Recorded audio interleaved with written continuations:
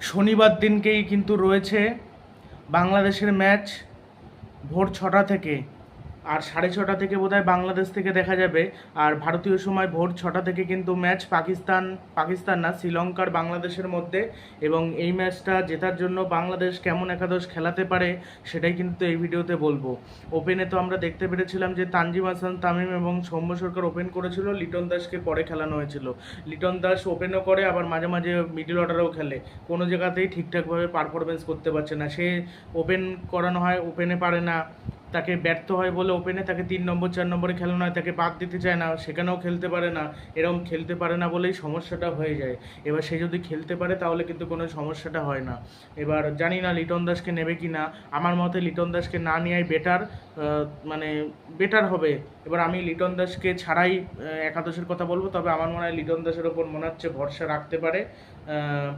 তাই ধরেই বলছি কেন রাখবে যখন, আমার মনে হচ্ছে লিটন দাসকে বাদ দেবে না। সৌম্য সরকার আর তানজিম হাসান তামিম ওপেন করতে পারে, 3 নম্বরে হয়তো খেলতে পারে। সব থেকে 3 নম্বরে দরকার তাওহিদ হৃদয়কে নামানোর, তাই তাওহিদ হৃদয়কেই ধরছি। আর 4 নম্বরে শান্ত আসলো, শান্ত এসেও কিছু করতে পারে না। 5 নম্বরে যদি লিটন দাসকে খেলায়, বা 4-এ লিটন দাসও খেলতে পারে, বা 3-এ হয়তো লিটন দাস আসলো, 4-এ তাওহিদ হৃদয়, 5-এ শান্ত, 6 নম্বরে সাকিব আল হাসান, আর 7 নম্বরে মাহমুদুল্লাহ। আমার মনে হয় সাকিব যদি পরে আসে মাহমুদুল্লাহ, তাহলে আমার মনে হয় ভালো হবে। তারপর রিশাদ হোসেন থাকবে 8 নম্বরে, রিশাদ হোসেন, 9 নম্বরে শেখ মেহেদি, আর 10 নম্বরে তাসকিন আহমেদ খেলার সম্ভাবনা রয়েছে। শোনা যাচ্ছে শরীফুল ইসলাম নাকি সুস্থ হয়নি, তাসকিন নাকি ফিট হয়ে যাবে, এবার ফিট হয়ে গেলে সে খেলবে। আর 11 নম্বর দুজন পেসার খেলানো হবে, তার সাথে আর কে পেসার থাকবে, তানজিম হাসান তামিম থাকতে পারে। ও মুস্তাফিজুর, যদি তাসকিন না খেলে সেক্ষেত্রে তানজিম হাসান তামিম খেলবে, সাকিব খেলবে।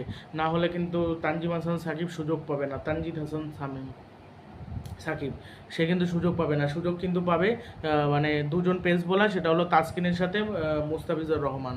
মুস্তাফিজ তো খেলবে, এটাই হয়তো টিম হবে। তবে লিটন দাসকে বাদ দেওয়া উচিত। লিটন দাসের পরিবর্তে তুমি একটা অলরাউন্ডার খেলাও, বা অন্য কাউকে খেলাও। লিটন দাস আর চলে না, লিটন দাসকে আমার ভালোই লাগে না। লিটন দাসের আগের খেলা ভালো লাগতো, যখন তো একটু ভালো খেলতো। এখন মানে বাংলাদেশ হারছে হারুক, কিন্তু একটা লজ্জার হাত থেকে তো বাঁচবে। মানে আমেরিকার সাথে তারা সিরিজ হারবে, ভারতের সাথে কোনো লড়াই করতে পারবে না। মানে লড়াই করার যে একটা চেষ্টাটাই বাংলাদেশের প্লেয়ারদের মধ্যে নেই। ওই 2-3টে প্লেয়ার একটু চেষ্টা করে কি ভালো খেলার, আর কোনো প্লেয়ার কিন্তু চেষ্টাই করে না, আর সব ব্যর্থ হয়, মুখ থুবড়ে পড়ে, যার কারণে কিন্তু সমস্যা হয়। আর শরীফুল ইসলাম বলেছে শান্ত ভাই খুব ভালো, ফ্রিডম দেয়, ফ্রেন্ডলি আচরণ করে, সবাই ওনাকে খুব পছন্দ করলে কি হবে, কাজে করে দেখাতে হবে। শান্তর ব্যাটিংয়ে রান করতে হবে, ভালো স্ট্রাইক রেটে। মানে স্লো যদি খেলেও সেটা অনেক সময় গুরুত্বপূর্ণ হয়ে দেখায়। স্লোই খেলুক না, তাও ইনিংসটাকে এগিয়ে নিয়ে যাক। 50 বলে নয় 65 রানের ইনিংস খেলুক, ওই আমেরিকার মতো স্লো পিচে ওই রানই কিন্তু গুরুত্বপূর্ণ হয়ে দাঁড়াবে। তবে পার প্লেটা একটু ভালো রান করুক, 50-55 রান তুলুক। তারপর যদি রান নাও করতে পারে কম, তাহলে কিন্তু সুবিধাটা হবে। এবার পার প্লেতে যদি রানটা কম হয় সেক্ষেত্রে পরের দিকে সমস্যা হয়ে যাবে। এবার যদি উইকেটও পড়ে সমস্যা হয়ে যাবে। তাহিদ হৃদয়ের সমস্যাটা হচ্ছে কি, টপ টিমের বিরুদ্ধে রানটা করতে পারছে না। এবার রানটা না করতে পারার কারণ, প্রথম দিকে যারা ওপেনার রয়েছে তারা খেলতে পারছে না, তারা আউট হয়ে গিয়ে তার চাপ হয়ে যাচ্ছে। তাহিদ হৃদয়ের একদিকে চাপটা সামলাতে হচ্ছে, মানে স্কোর বোর্ড সচল রাখতে হচ্ছে, ওইদিকে আবার মারতেও হচ্ছে। এই দুই দিকে দুটো কাজ করা কিন্তু অতটা সহজ না।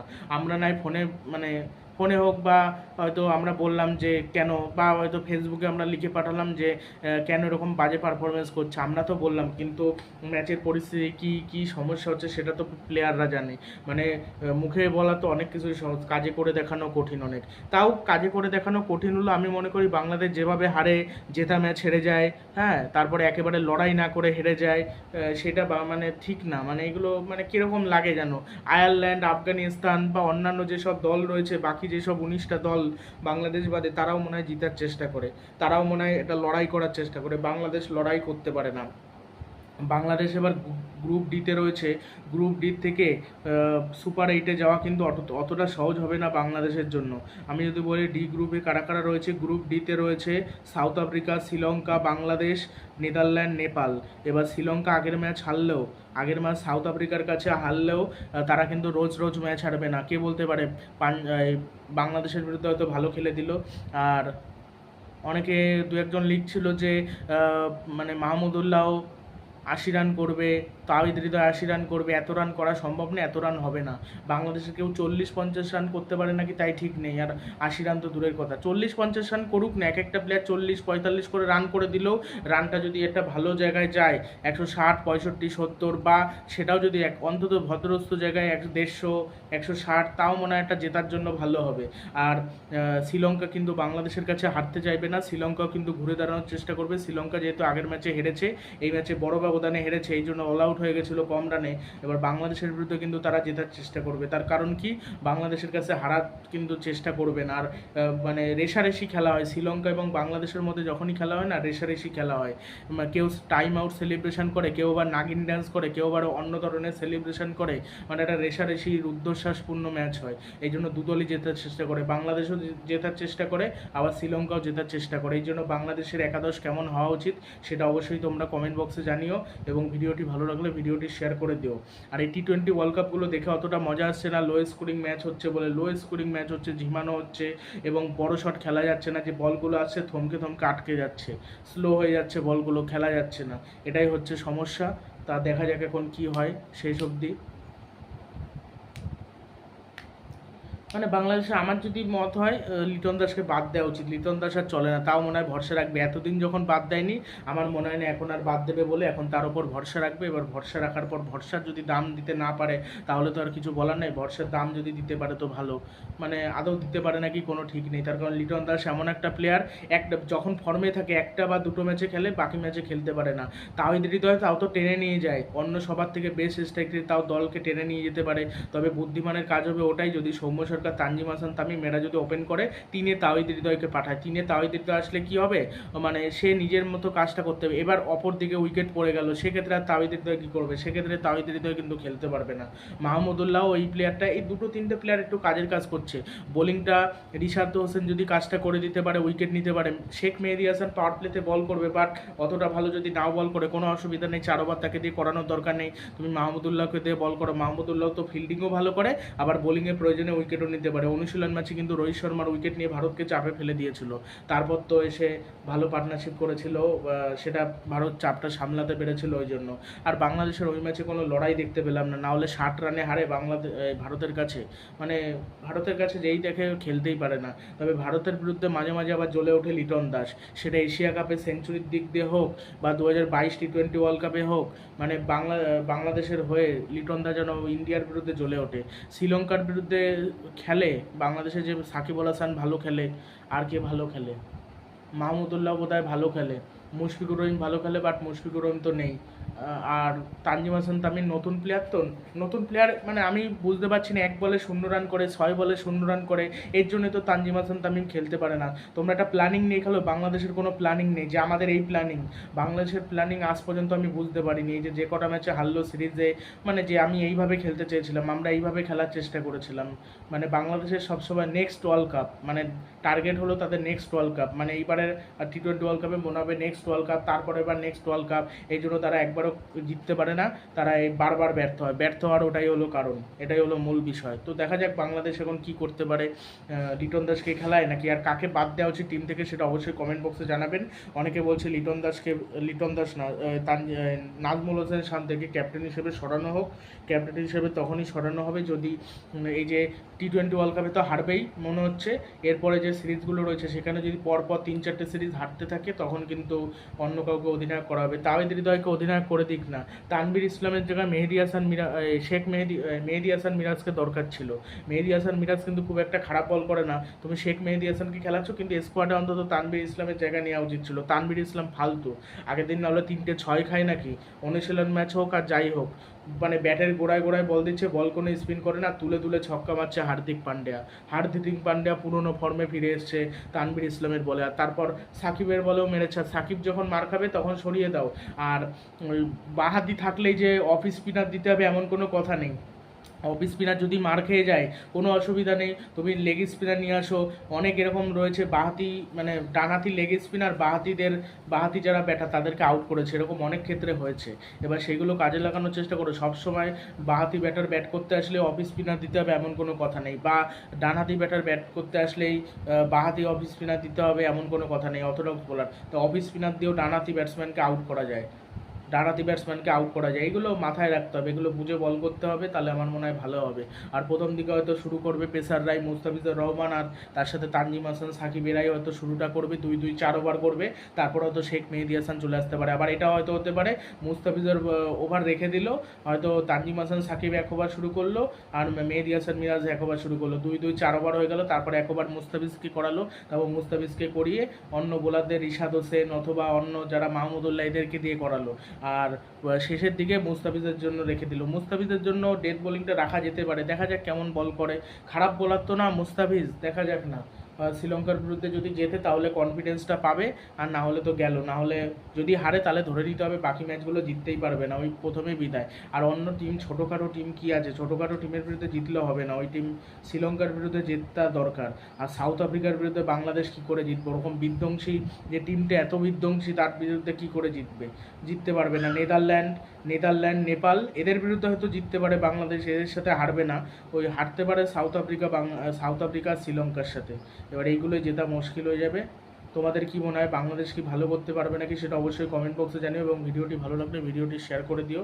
আর কাকে বাদ দিয়ে কাকে নেওয়া হোক সেটা অবশ্যই কমেন্ট বক্সে জানিও।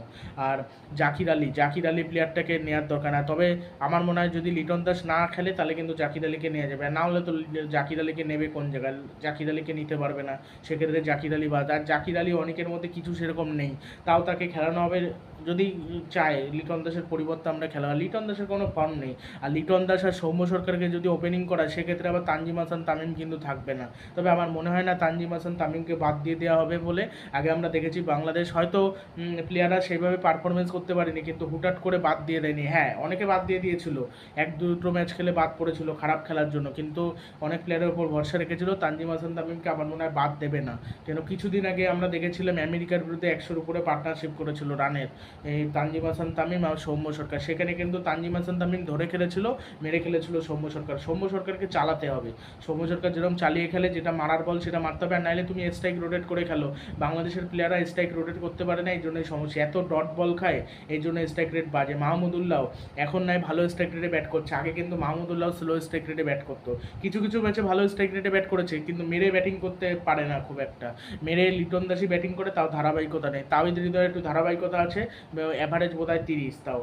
আর বাংলাদেশের কোনো প্লেয়ারকে আমি দেখিনি 180 বা 200 স্ট্রাইক রেটে ব্যাট করতে, এরকম দেখিনি। বাংলাদেশের যে প্লেয়াররা তারা বেশি স্ট্রাইক রেটে ব্যাট করতে পারে না, তাদের সামর্থ্য খুব বড় জোর হলে 123, 24, 25, কোনো ম্যাচে হয়তো 130, 35 হলো এরকম। তো শেষ দিকে একটু মেরে দিল, ওই জন্য হয়তো একটু স্ট্রাইক রেট বাড়লো, এরকমই হয় বাংলাদেশের সামর্থ্য ওইটুকুই, বেশি সামর্থ্য নেই। টি-20 বিশ্বকাপে সবসময় বেশিরভাগ সময় বাঁহাতি যারা বোলার, মানে বাঁহাতি বোলাররা কিছু সময় উইকেট নেয়, ডানহাতি মানে পেসাররা উইকেট নেয় বেশি, স্পিনাররা কিন্তু পায় না। কিন্তু এবার যেহেতু ওয়েস্ট ইন্ডিজে খেলা হচ্ছে আর আমেরিকাতে খেলা হচ্ছে, এখানে স্পিন সহায়ক পিচ, স্লো পিচ, এই জন্য স্পিনাররাই কিন্তু বেশি উইকেট পেলেও পেতে পারে। আর বাংলাদেশের রিশাদ হোসেন, মেহেদী হাসান মিরাজ, এই শেখ মেহেদী হাসান, সাকিব, 3 জনে কিন্তু রয়েছে। 3 জনের মধ্যে কেউ যদি ধারাবাহিকভাবে উইকেট তুলতে পারে, রিশাদ যদি ঠিকঠাকভাবে বল স্পিন করাতে পারে, আমি একটু দেখতে চাই শ্রীলঙ্কার বিরুদ্ধে কেমন বল করে রিশাদ হোসেন। ভালো বল স্পিন করাতে পারে না মার খায় না কীরকম? যদি মার 30-32 রানও খায়, 3-4টা উইকেটও নেয়, আমি বলবো যথেষ্ট ভালো বোলিং করেছে। এবার যদি এরকম বল করে, মানে 4 ওভার হয়তো বোলিং করলো, 4 ওভার বোলিং করে সে দিল 20 রান, একটা উইকেট নিল, আমি বলবো সেটাও ভালো, ওটাও ভালো, এটাও ভালো। এবার যদি এরকম বল করে 3 ওভারে 35 খেয়ে গেলে একটা উইকেট নিল, সেটা কখনোই ভালো হতে পারে না। তার কারণ নিল একটা উইকেট, 35 তো দিল 3 ওভারে, মানে 10-এর কাছাকাছি ইকোনমি। এবার এটা যদি হয় 4 ওভারে 40 রানে খেলো, 4 উইকেট বা 5 উইকেট নিল, সেটাও ভালো বোলিং কিন্তু বলা যায় না। এমন মানে একটু মারটাও কম খেতে হবে, উইকেটও নিতে হবে। তুমি 2টো উইকেট নাও, একটা উইকেট নাও, তাও ভালো। 28 রান দিয়ে 1 উইকেট নাও, 4 ওভার বল করে, তাও 24 বল 28 রান, তাও ভালো দেওয়া।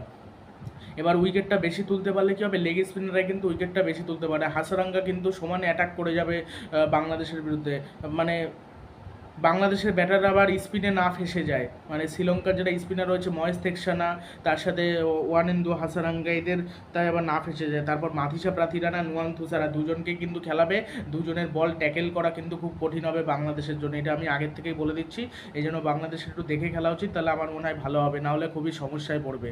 আর টি-20 বিশ্বকাপের পুরস্কারের অর্থ বিজয়ীরা পাবেন 20.36 কোটি টাকা, তারপর রানার্স আপরা পাবেন 10.64 কোটি টাকা, আর বাকি বাকি যারা মানে যারা সেমিফাইনালে যারা কেউ পাবে 2 কোটি টাকা, 4 কোটি টাকা, 6 কোটি টাকা, এরকম অল্প স্বল্পভাবে 20 কোটি টাকা, সব থেকে বেশি বিজয়ী দল। আইপিএলে চ্যাম্পিয়ন দল 20 কোটি টাকা পেয়েছে, একটু বেশি বাড়িয়ে দেওয়া হয়েছে। আর 200 কোটি টাকা লাভ করবে, 200 কোটি টাকা লাভ করবে হলো ওয়েস্ট ইন্ডিজ এই টি-20 ওয়ার্ল্ড কাপ অংশ মানে হোস্ট করার জন্য বেশি টাকা লাভ করবে, এটা আর কি শোনা যাচ্ছে, মানে এটা শোনা যাচ্ছে আর কি। এখন দেখা যাক বাংলাদেশ আদৌ জিততে পারে নাকি অবস্থা খারাপ হয়ে যায়, এখন সেটাই দেখতে হবে। মানে কিছু যা বলার নেই, বাংলাদেশ কীরকম খেলে দেখা যাক। মানে ফাস্ট বোলারের মানে শ্রীলঙ্কার বিরুদ্ধে জেতাটা অতটা সহজ হবে না। মাথিসা প্রাতিরাটা যা ইয়র্কার দিচ্ছিল মানে আগের দিন, একেবারে অবিশ্বাস্য ইয়র্কার, কি 100-150 কিলোমিটার বেগের ইয়র্কার খেলবে বাংলাদেশের ব্যাটাররা, এটা কোনোদিন হতে পারে না। নুয়ান থুসারাই কিন্তু 5 উইকেট নিয়েছিল বাংলাদেশের বিপক্ষে, এটা মাথায় রাখতে হবে। নুয়ান থুসারা কিন্তু বাংলাদেশের বিরুদ্ধে অনবদ্য বোলিং করবে।